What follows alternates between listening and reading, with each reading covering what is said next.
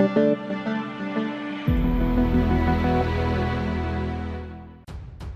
to hard reset VIVO Y55S.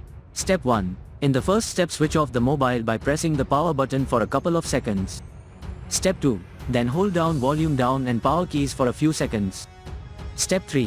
When fast boot mode appears, let go of all buttons.